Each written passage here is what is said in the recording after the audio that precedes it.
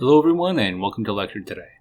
So in today's lecture what I want to do is cover a very important topic that shows up in a number of different areas all around applied mathematics and multiple areas of engineering and physics. And this is the idea of the dot product, the vector dot product, which is an algebraic product between vectors, and it's one type of vector product. There are actually many different types of vector products that we can define, and we've seen that we can do scalar multiplication and vector addition. So this next operation is called the dot product, and I'm just going to give you the definition of the dot product in 3D for vectors.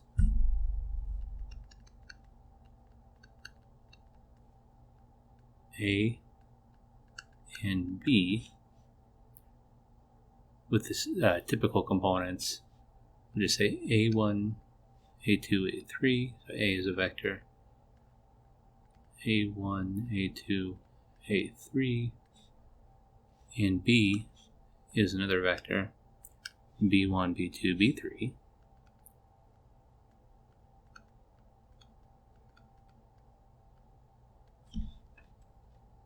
The vector dot product, this is sometimes called the algebraic form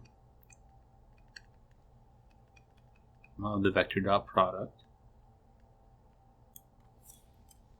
is going to be notationally written as A big dot B.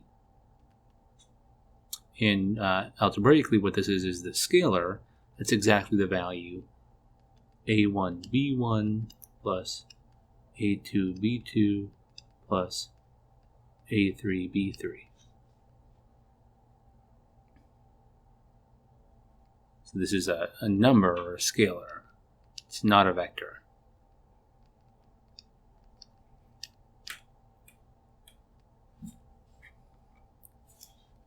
But this is the algebraic form of the vector dot product, and this actually does have a large amount of geometrical significance. Specifically, this is called the algebraic form because it's just an algebraic combination of the components of each individual vector. It's A1 times B1 plus A2 times B2 plus A3 times B3. And there's no real geometric information given here about what's going on and what this is meaning. That being said, rest assured there is an alternative formula for the dot product that gives us some information about what it means, the number means, geometrically as well. And I'm going to go over that right now. I do want to make the point, though, that this form for the dot product heavily relies on the fact that we're evaluating the dot product in Cartesian coordinates. And if you were to say try and get the dot product in a different coordinate system, you'd have to alter this a little bit. But the main idea here is that this is, for all intents and purposes, the only real applied formula for the dot product that you're going to need, at least for beginning applications. So the other form for the dot product is called the geometric form for the dot product. And these two are actually equivalent to one another.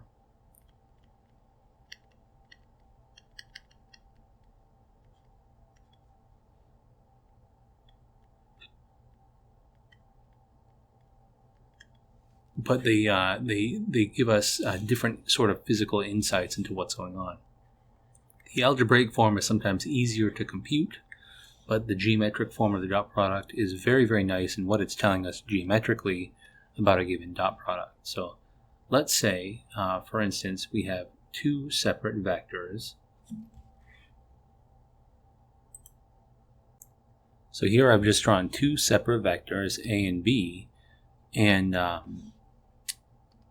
we can draw, the length of A is just the 2 norm of A, or the norm of A. And the length of the vector B is the 2 norm of the vector B. And these points right here, the points that B is defining here,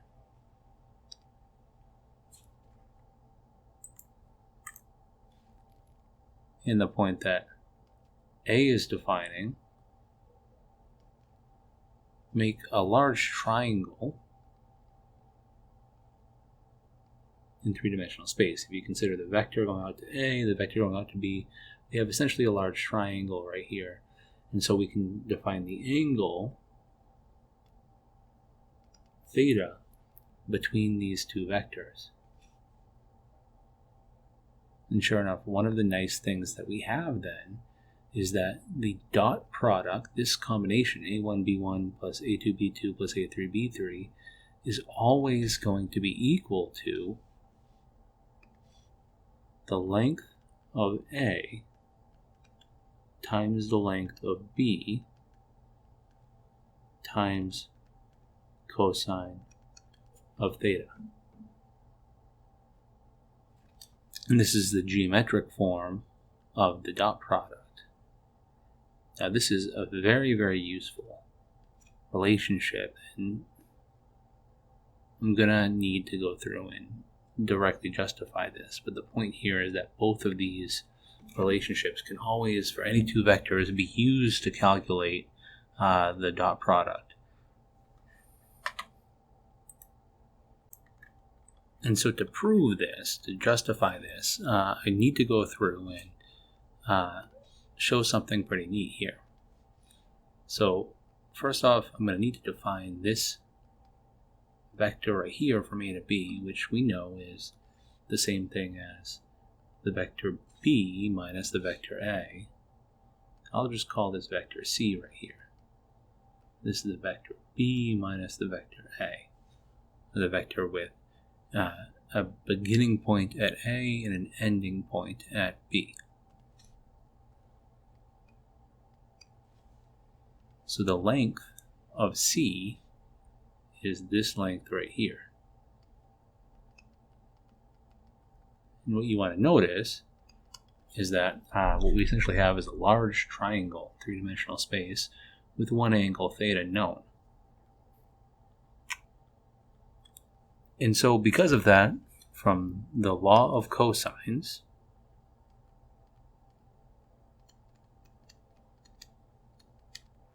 which is a general law that you hopefully saw in your trigonometry class, you can think of it as an extended Pythagorean theorem for non-right triangles. So for a general right triangle, this is saying that c squared, the length of c squared, length of the vector c squared, is going to be equal to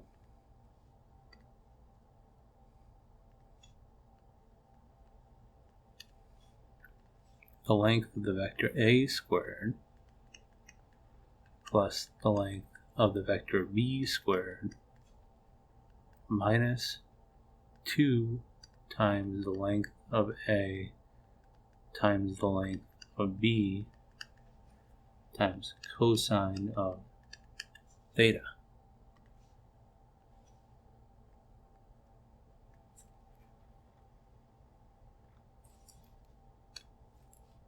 And now the question is, well, how do we get the dot product out of this? And what I want you to do is realize something very special, that for any vector, vector c, the length of c squared, we know is the same thing as c1 squared plus c2 squared plus c3 squared, by how we define the 2 norm. And this is the same thing as the square root, or not just square root, just the dot product of c with itself. We also have that the length of any vector c is equal to the square root of c dot c. Because if you go through and compute the dot product using the algebraic form of the dot product, c dot c is just going to be c1 squared plus c2 squared plus c3 squared, which is really nice. And this is really the key to this, because now what we've seen is that from the law of cosines, we have that c has to hold, or to satisfy this relationship between A, B, C, and the angle between A, B, and C. And remember what the vector C is. It's the vector B minus A. So the length of C squared is also equal to the vector B minus A dot product with the vector B minus A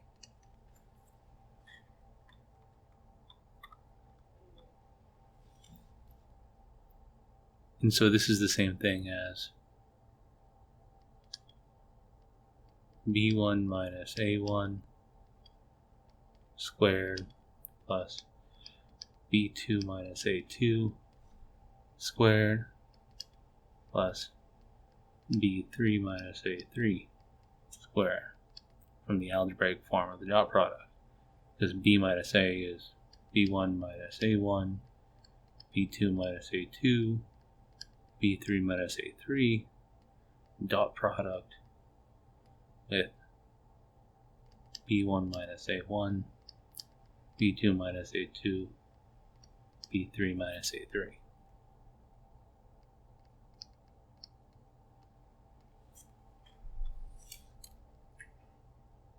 So while this is looking not super nice, but by foiling each one of these expressions out, we're going to end up getting A1 squared plus A2 squared plus A3 squared, which is going to be an A1 squared from this term, an A2 squared from this term, and an A3 squared from this term. I'll get a B1 squared from this term, a B2 squared from this term, and a B3 squared from this term. And then lastly, we'll get minus 2, and from this term you will get a 2 times, or negative 2 times B1 times A1 plus, from this term you get negative 2 A2 B2, and from this term you get negative 2 times A3 B3.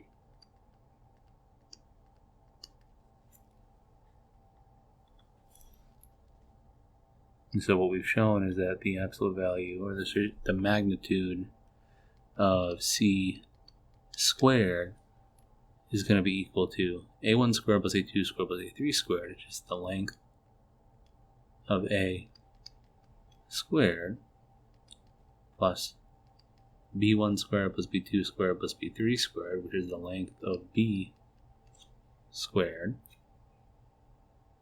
minus 2 the dot product of A with B. So from the law of cosines, we have this equality, and from the law of sine, or from the algebraic laws of the dot product and the magnitude calculations from before, we have this relationship.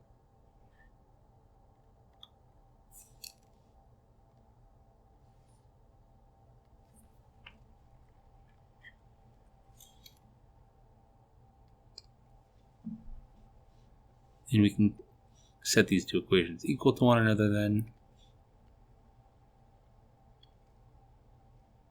and cancel out terms. The A squared cancels with this A squared. The B squared cancels with this B squared. The negative cancels with this negative sign, and the 2 cancels with this 2. To finally get that A dot B is exactly equal to the length of A times the length of B times cosine of theta.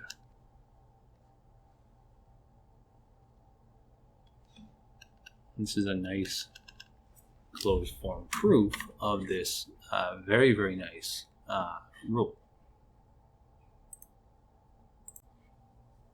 Now, one of the reasons this is so nice is that it directly gives us information about the orientation of two vectors. For instance, if the dot product is 0, properties here.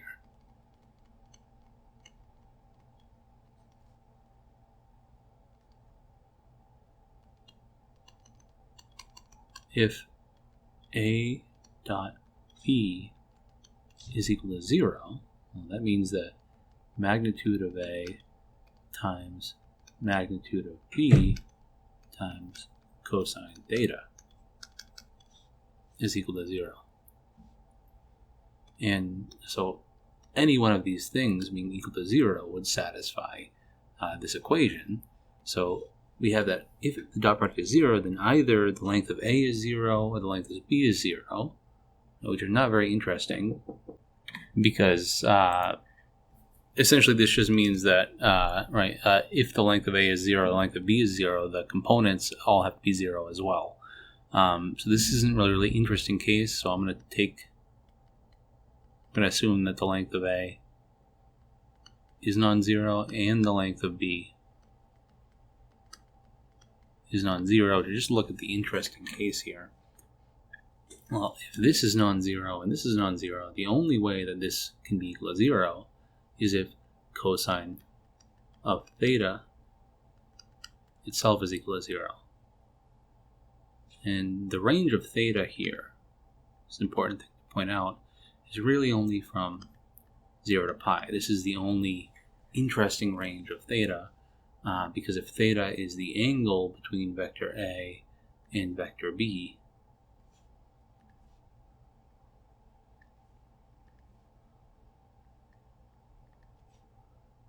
we can capture all of the possible angles between two vectors, with theta in this range from 0 to pi. So this is the only interval range that we're really interested in here. But what that means then is that if cosine of theta is equal to 0, then theta must be equal to pi over 2, which is the only angle in this interesting range where this is going to be equal to 0. And that means that the two vectors, A and B, are perpendicular to one another.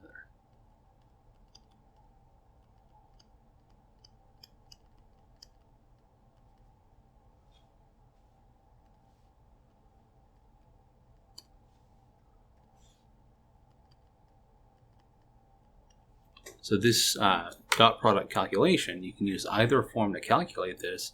The algebraic form is typically easier to use. If you calculate the algebraic form, the dot product is 0. That means these two vectors have to be perpendicular to one another.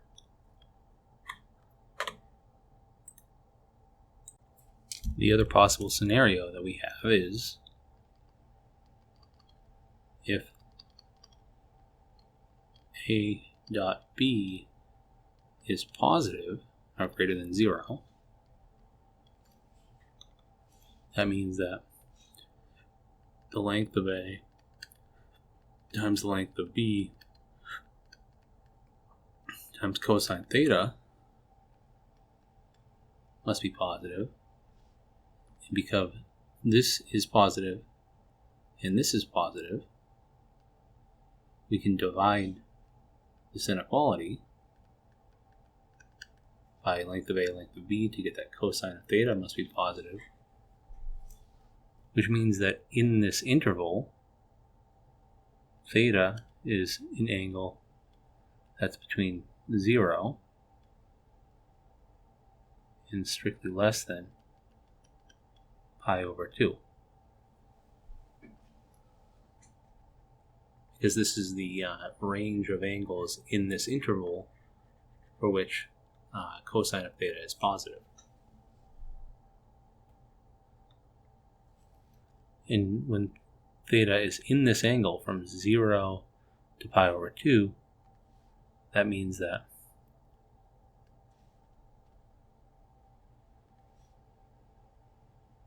the angle between these vectors, theta, is an acute angle. or the vectors generally point in the same direction. A nice sub-example of this is if A dot B is exactly equal to the length of A times the length of B. This means that cosine of theta is equal to 1, or theta is equal to 0, which means that the two vectors point along one another.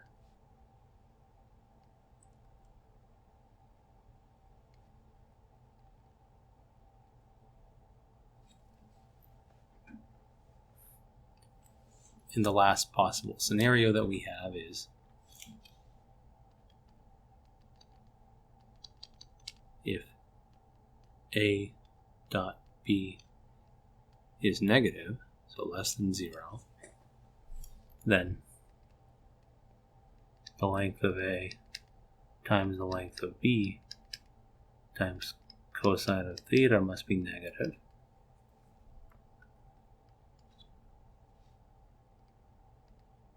Which means that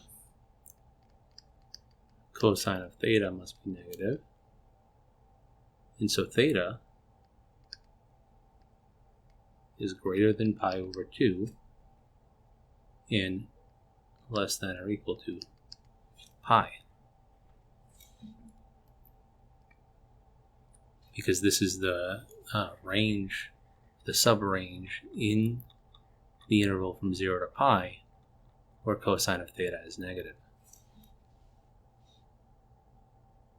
And geometrically speaking, what this means is that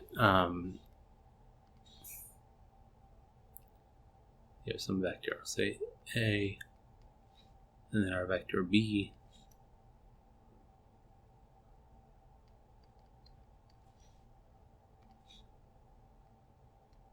The angle between these two vectors is going to be an obtuse angle if the dot product is negative. So in general, you can think of negative dot product means that the vectors are not pointing in the same direction or along the same direction. The interesting subcase here is if A dot B is equal to negative the length of A times the length of B, this means that cosine of theta is equal to negative 1, or theta is equal to pi 180, which means that A and B point in exactly opposite directions.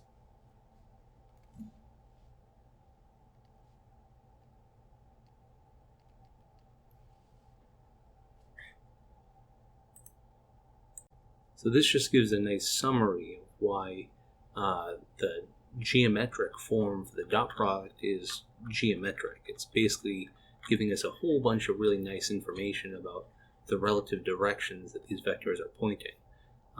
Not so much with the algebraic form, but we'll just prove to you that both these are equivalent. So you can use either formula when computing the dot product. Either one can be convenient in a wide variety of cases. So sometimes it's more convenient to use the algebraic form, other times it's more convenient to use the geometric form. But this is a very, very important idea. And it will be certainly very important when you get to the directional derivative and the gradient vector. So using the gradient vector for a function of multiple variables in your multivariable calc class. So what I want to do is use this idea of the dot product to show you a number of different really cool things that you can do with it in order to solve problems very, very quickly. And the first thing that I want to talk about is how to get the equation of a plane in three-dimensional space. The general equation of a plane, which will be super important in your multivariable calculus class. Because just like over single variable functions, if you consider the tangent line, or a multivariable function, you'll be considering what's called the tangent plane to a surface.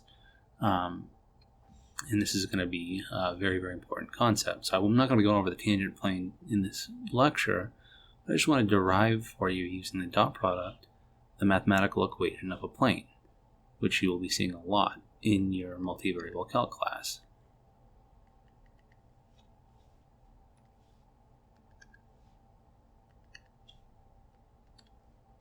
So the general plane, you can kind of draw a picture, is going to kind of look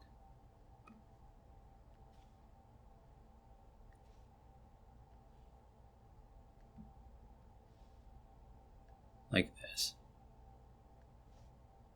And in order to get the equation of this plane, what I want to do is consider two separate points on this plane.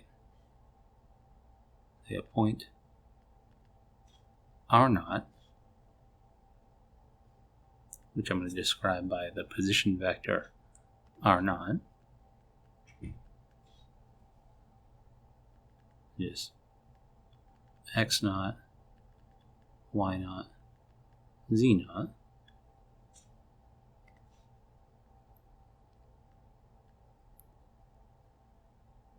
And then I want to consider another point,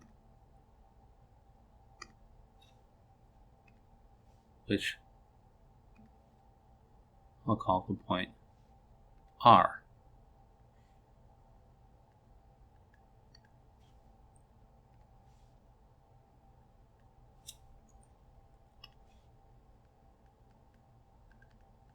Which has coordinates x, y, z.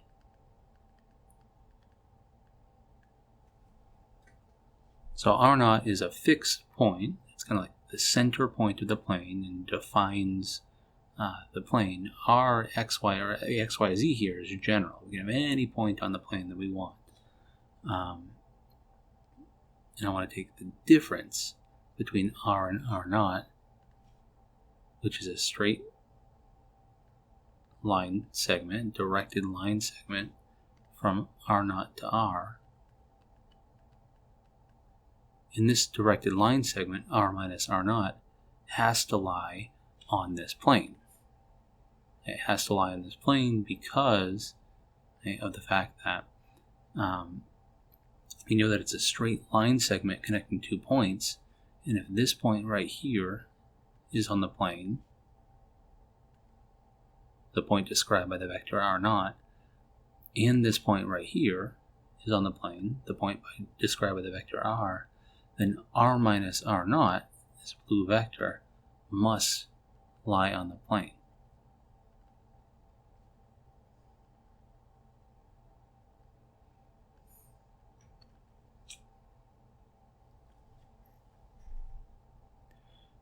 So the idea then is that how do we define the equation of the plane? This is what we want to ask. And the key thing is we only need one vector. We need a normal vector, which is perpendicular to the plane. I'll call this vector n. And it doesn't even have to be a unit vector, so we'll just put a normal vector symbol on it. Sometimes it's helpful if n is a unit vector, but the claim here is that given a point R0 and a normal vector to the plane,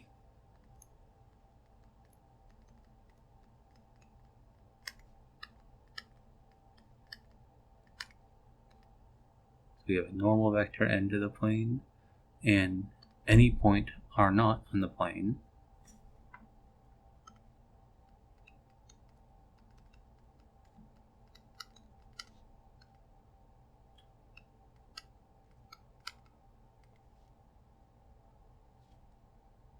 and R here is a general point on the plane,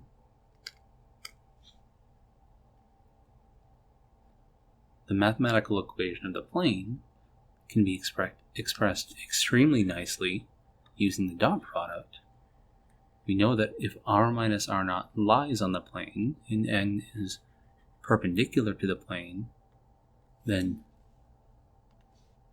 the dot product of n with r minus r naught must be equal to 0 from the previous observation about the dot product. And this is really, really nice, because then if we have any normal vector a, b, c in any point r minus r naught, this is going to be equal to x minus x naught, y minus y naught, z minus z naught. In the equation of the plane, if we use out our dot product, algebraic form of the dot product, the equation of the plane is going to be a times x minus x naught plus b times y minus y naught plus c times z minus z naught is equal to 0. And this is one fundamental way of writing down the equation of a plane. It's all points x, y, z which satisfy this equation right here. Specifically, it's the plane with normal vector a, b, c that passes through the point x naught, y naught, z naught.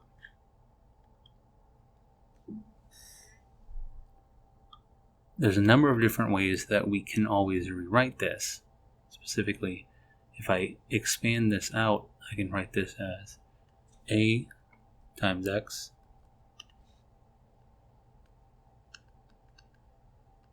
plus b times y plus c times z is equal to some d, where the d is equal to a x naught plus b y naught plus c z naught. So this is another common form here where you will see the plane is equal to ax plus by plus cz is equal to some constant d, where that constant is exactly ax naught plus by naught plus cz naught. Or in vector form, d is equal to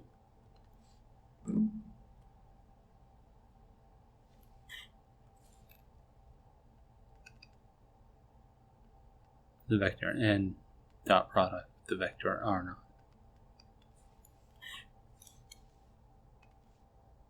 But this is a common form that you'll see in any multivariable calc book. You'll also see this form in many multivariable calc books. And another form that is of particular interest for you is if you directly solve for z in this expression right here, which you can only do as long as c is non-zero. So you can only do this if c is not equal to 0. But if we solve this equation for z,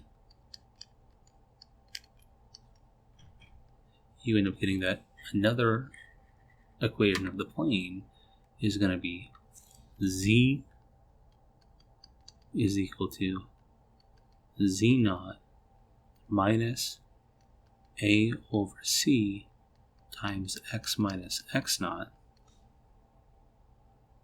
minus b over c times y minus y naught. So this is a third formula for the plane that is very, very common to see. And I like this form. It's one of the best forms, I think. Mainly, I think this form right here and this form right here are the two forms that you should remember. But you definitely want to be familiar with all three and using all three. But this form is going to be super, super important. And it's actually kind of a nice form to just think about, because if I do a little rewriting here, z is equal to z naught plus, we'll say, m times x minus x naught plus n times y minus y naught where m is equal to negative a over c and n is equal to negative b over c, you see that the equation of a plane is really just a generalized equation of a line, right? Because the standard equation of a line is y is equal to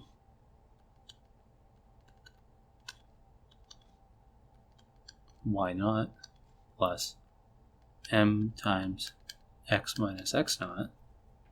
This is sometimes called the point slope formula for the line.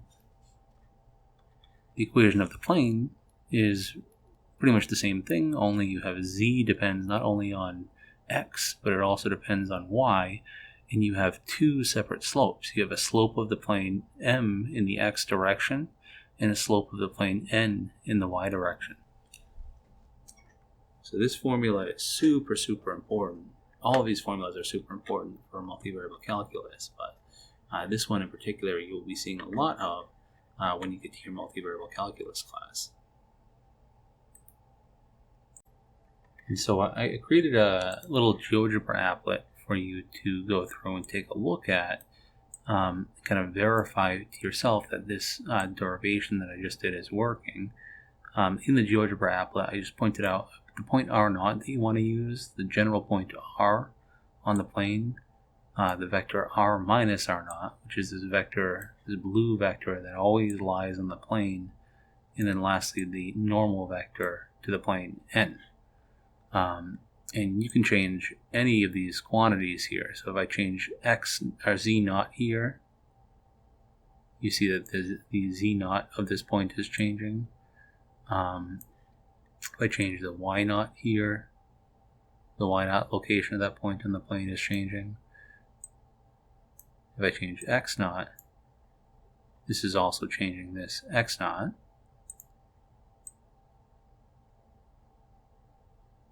But no matter what points you choose, the vector r minus r naught always lies on the plane. And same thing with the normal.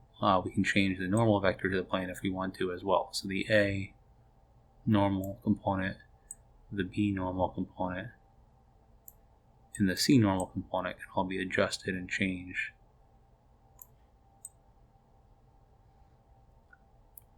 But no matter what values you choose, you always have a perpendicular 90-degree angle between n and r minus r naught, which is why both these are equations of the plane.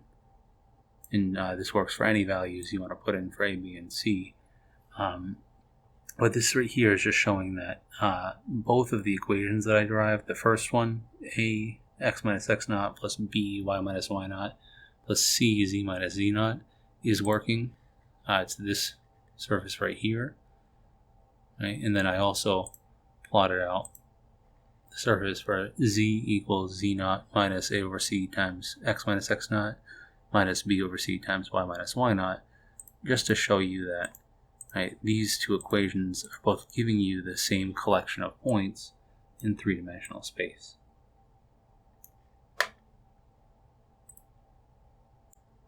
And so without getting too far ahead of myself, because we're not going to be going over partial derivatives, I just wanted to give you a preview of what you're going to see in your multivariable calculus class, which is the idea of the tangent plane, right? So very often you have what are called multivariable functions, which are nonlinear functions of variables, say x and y. And these can be written down very nicely if you have a function of two variables as a surface of those two variables. And just like in 1D, where the derivative was very closely related to the tangent line, one of the things that you're going to see is that you can go through and solve for the equations of the tangent plane of a function of two variables using what's called the partial derivatives of that function. And the tangent plane kind of follows the surface of the function and stays tangent to it at any given point on the surface of the function. So this is kind of neat.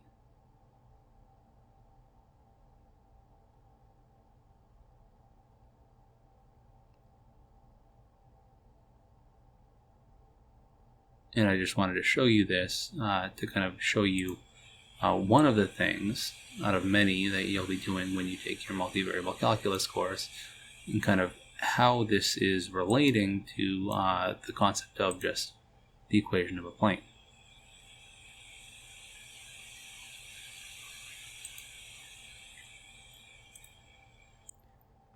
The next application that I want to cover for the dot product is the idea of projection vector,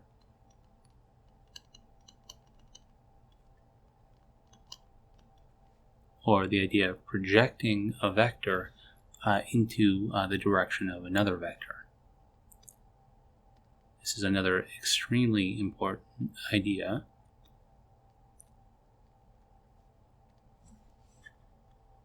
So given two vectors,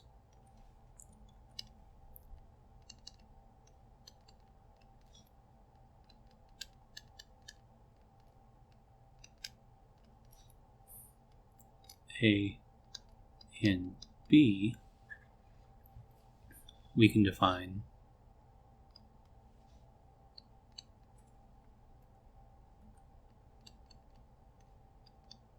the projection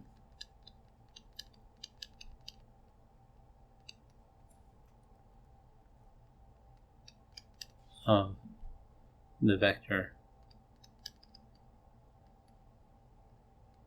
A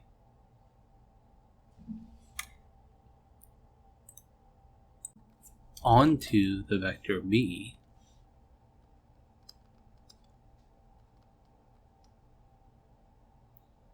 better to think of this as in the direction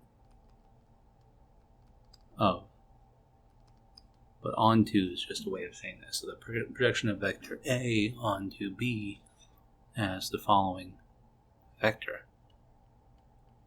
The notation here is the projection of A, so the A vector goes right here, and the vector that we're projecting it onto goes here. This is going to be equal to a new vector. Specifically, it's going to be the vector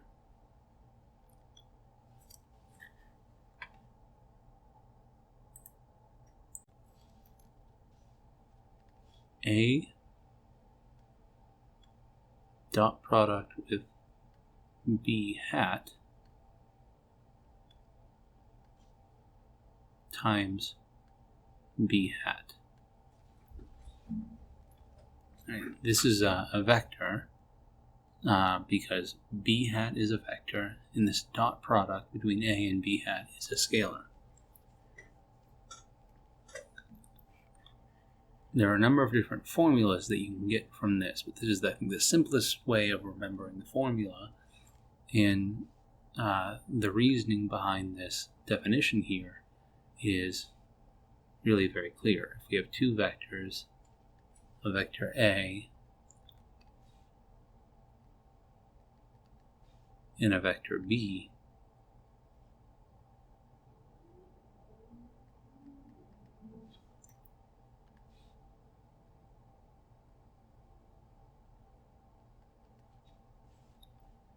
this is the vector B,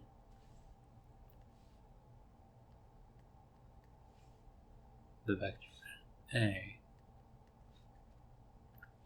the vector B hat is a unit vector that points in this direction. In A dot product with B hat is going to give us the component of A in the direction of B.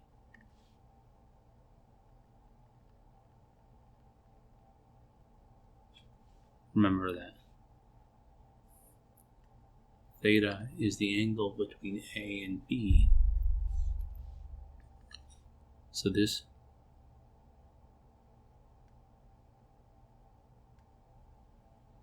distance right here is going to be exactly the length of A times cosine of theta from basic trigonometry, could be positive or negative, right, depending on how whether A is pointing in, along B or away from B. So if this angle is acute or obtuse, this thing could be positive or negative. But this is exactly A dotted with B hat. So remember that. A dot product with B hat is the length of A times the length of B hat times cosine of theta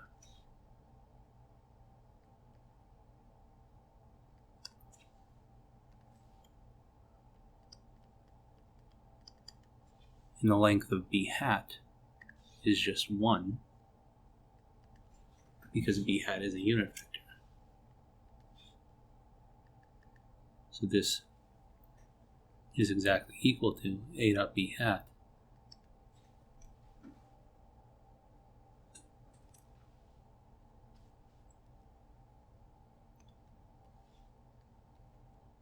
This leads to a number of different other formulas for the projection, but I like this formula the best. So for instance, if I were to write this as A dot B hat using the definition of B hat is B over the length of B, and B hat here is B over the length of B.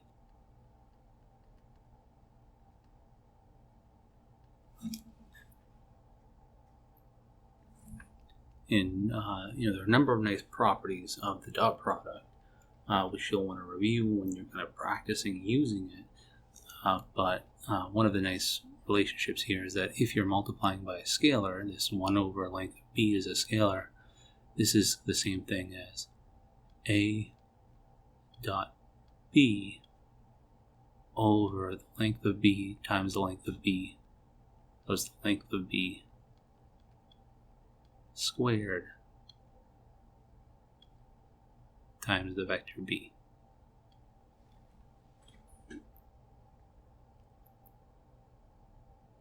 So these are two other formulas that are useful for the projection, but I think this is the nicest formula for the projection vector.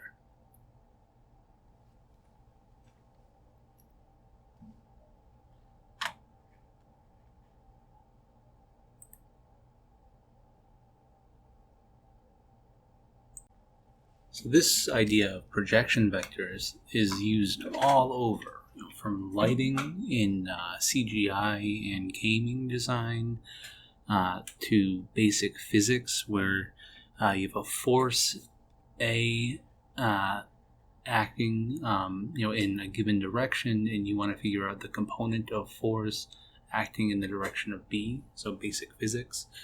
Right? This is ubiquitous. But one of the really nice applications that I think is very, very important and very worthwhile to talk about is the application to finding the distance from a point to a plane. If you have some point in three-dimensional space and you want to find the distance to a plane, you can do this very easily with the projection vector.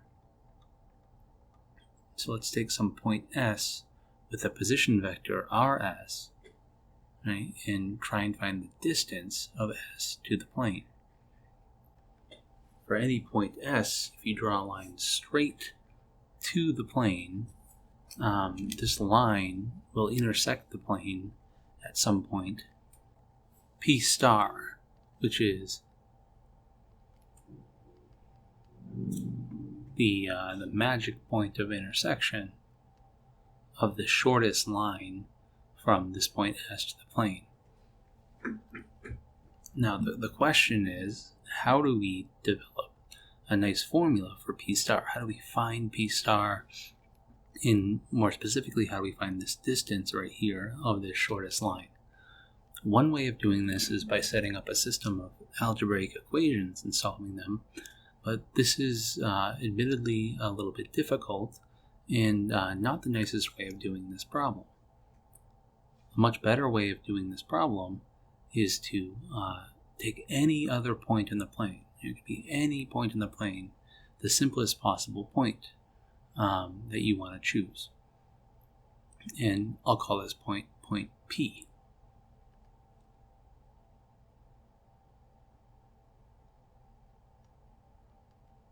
This can be any point on the plane that you want.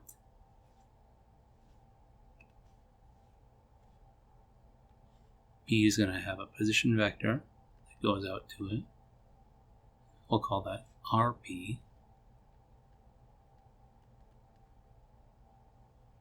And we know that we can compute the vector difference between RP and RS, which will give us the vector from S to P.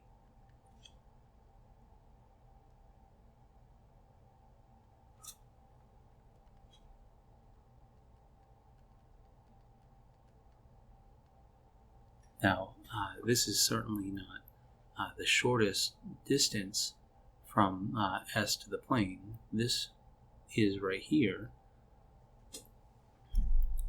But we know that the plane, for any point in the plane, the vector n is going to be normal to that point P for any point on the plane.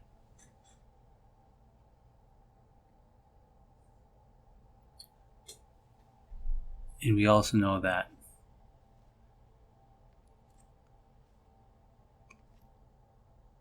this vector RP minus RS is going to form an angle theta, some angle theta, with this line right here that we're after, which is the distance, the shortest distance from the point S to the plane.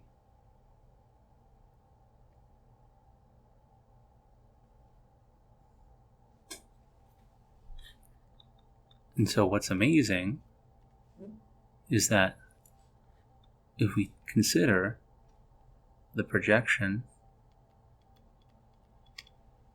in the direction of the vector n, this perpendicular line, of the vector RP minus RS,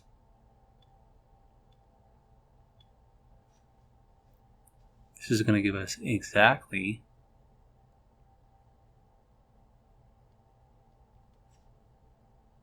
the vector that we're after. Right, this vector right here is the projection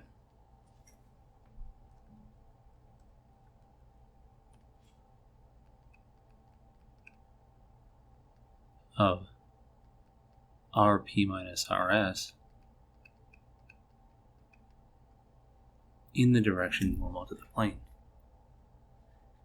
And this is really, really quite incredible because we have a very nice formula for this. This is exactly going to be equal to RP minus RS dot product with n hat times n hat.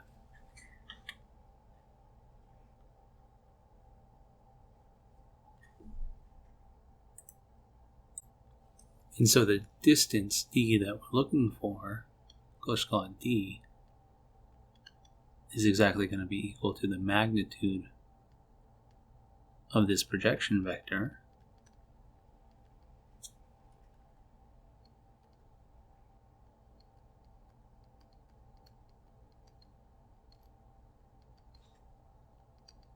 which is exactly going to be equal to the absolute value of RP minus RS dot product with n hat. A slightly shorter way of writing this is how the book writes it. The book writes it as the absolute value of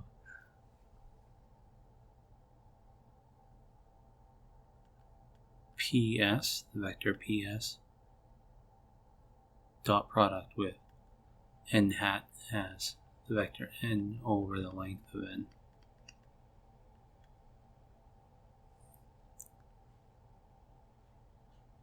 But either of these formulas right here can be used directly to get you that distance, the distance from S to P star. You can also, by the way, use this to figure out the exact vector position of P star. The position vector of P star is going to be the position vector of the point plus the projection of Rp minus Rs in the direction of n. So this would be how you get the actual coordinates of the point P star. And what's remarkable is that this holds for any other point P on the plane. You can choose P to be any point on the plane. This will always give you the point P star that is of shortest distance to the point S.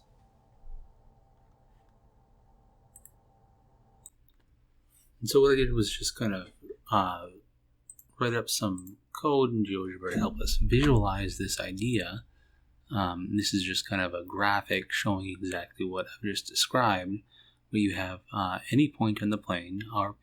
This could be any point on this fixed plane, Rs, which is some point in three-dimensional space. And with that Rp and that Rs, you can form the vector Ps, which is Rp minus Rs. And what we've just shown is how to find the location of this P star in the distance to P star right here. It's just equal to the projection of this vector Ps in the direction n, which is normal to the plane. And this is very, very nice because it's very general. If I move this point Rs around to any other location in three-dimensional space, the location of that shortest point also changes. The distance of the projection vector normal to the plane also changes because the point itself is changing.